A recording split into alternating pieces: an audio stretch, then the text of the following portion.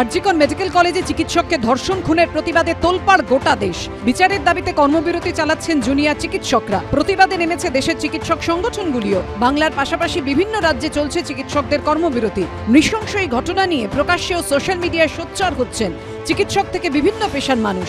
এই প্রেক্ষাপটে এবার দুই চিকিৎসক কুণাল সরকার ও সুবর্ণ গোস্বামীকে তলব করল লালবাজার। কলকাতা পুলিশ সূত্রে দাবি, আরজিকর কাণ্ডে নিহত চিকিৎসকের পরিচয় প্রকাশ্যে আনা ও গুজব ছড়ানোর অভিযোগে তাদের তলব করা হয়েছে।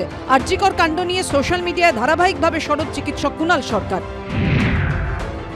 গত 14ই আগস্ট এই নিয়ে একটি ভিডিও পোস্ট করেন তিনি, আর তারপরেই তাকে তলব করে কলকাতা পুলিশ। 3-4 জনকে ব্যতিব্যস্ত করে, 3-4 জনকে কান মুলে দিয়ে, 3-4 জনকে রক্তচক্ষু দেখিয়ে আজকে এই সমস্যার সমাধান হবে, আমার মনে হয় যে কোথাও আমাদের চিন্তা ভাবনার মধ্যে একটা মৌলিক গলদ হচ্ছে। ল অ্যান্ড অর্ডার ম্যানেজমেন্টের পুলিশ অনেক বেশি আমাদের থেকে প্রাজ্ঞ এবং অভিজ্ঞ, কিন্তু তাদের কাজের মধ্যে দিয়ে আজকে সোসাইটির মধ্যে যে ক্ষত চিহ্নগুলো হয়েছে, সেই ক্ষত চিহ্নগুলোর মধ্যে একটা প্রলেপ দেবার সময় এসেছে। আমাদের সংগঠনগুলিকে জানাবো হচ্ছে যে সাংগঠনিকভাবেও আলোচনা হবে, কারণ যেখানে যা আমি কমেন্ট করেছি সাংগঠনিক কালেকটিভ ওপিনিয়নটাকেই এক্সপ্রেস করেছি। ফলে সংগঠনকে জানাবো আর আইনজীবীদের সাথে পরামর্শ করবো, তারপর সেগুলো করে পুলিশকে জানাবো। নিশ্চয়ই যাবো, ডেকেছি, যাবো না কেন। এই খবর সামনে আসার পরে তীব্র প্রতিবাদ জানিয়েছেন আন্দোলনরত জুনিয়র চিকিৎসকরা। সমস্ত যা ঘটনা ঘটছে সেগুলো আন্দোলনকে প্রতিরোধ করার জন্যই বলে আমরা মনে করি। এটা আমাদের দাবি অত্যন্ত পরিষ্কার এবং সুস্পষ্ট যে দোষীদের অবিলম্বে শনাক্ত, আইডেন্টিফাই এবং বিচার ব্যবস্থাকে তার যথাযোগ্য ব্যবস্থা করতে হবে। যারা আন্দোলন করছে, যে সমস্ত চিকিৎসক, তাদেরকে বার্তা দিতে চেয়েছিল একসঙ্গে 42 জনের বদলির অর্ডার বার করে, পারেনি সরকার, বাধ্য হয়েছে সেই অর্ডারকে তুলে নিতে। তার কারণ ভয় দেখাতে চেয়েছিল।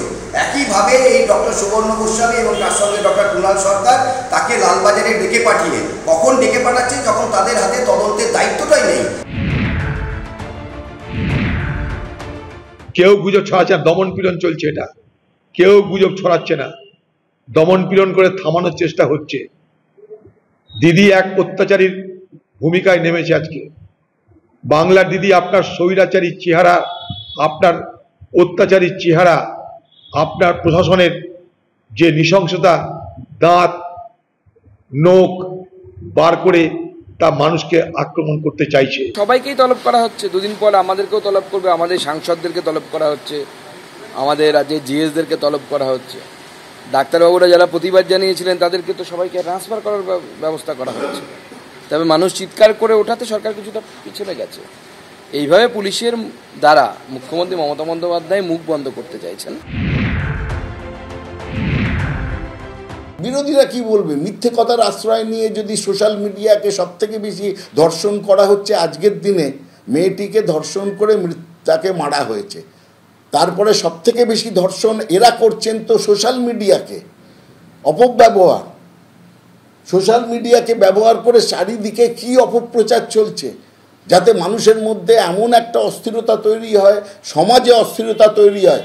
সেখানে যদি সেই দোষ কুণাল সরকার করে থাকেন, তাকেও ডাকতে হবে, শাস্তি পেতে হবে। দুই চিকিৎসককে তলবের প্রতিবাদ জানিয়ে চিকিৎসকদের সংগঠন জয়েন্ট প্ল্যাটফর্ম অফ ডক্টরসের পশ্চিমবঙ্গ শাখার তরফে কলকাতার পুলিশ কমিশনারকে চিঠি দেওয়া হয়েছে। রবিবার দুপুর 3টে দুই চিকিৎসককে লালবাজারে তলব করা হয়েছিল। চিকিৎসক কুণাল সরকার ও সুবর্ণ গোস্বামী দুজনেই এই মুহূর্তে কলকাতার বাইরে রয়েছেন। কলকাতায় ফিরে আইনজীবীদের সঙ্গে পরামর্শ করে সিদ্ধান্ত নেবেন বলে জানিয়েছেন দুজনেই। পার্থপ্রতিম ঘোষ, দীপক ঘোষ ও ঝিলম করঞ্জয়ের রিপোর্ট, এবিপি আনন্দ।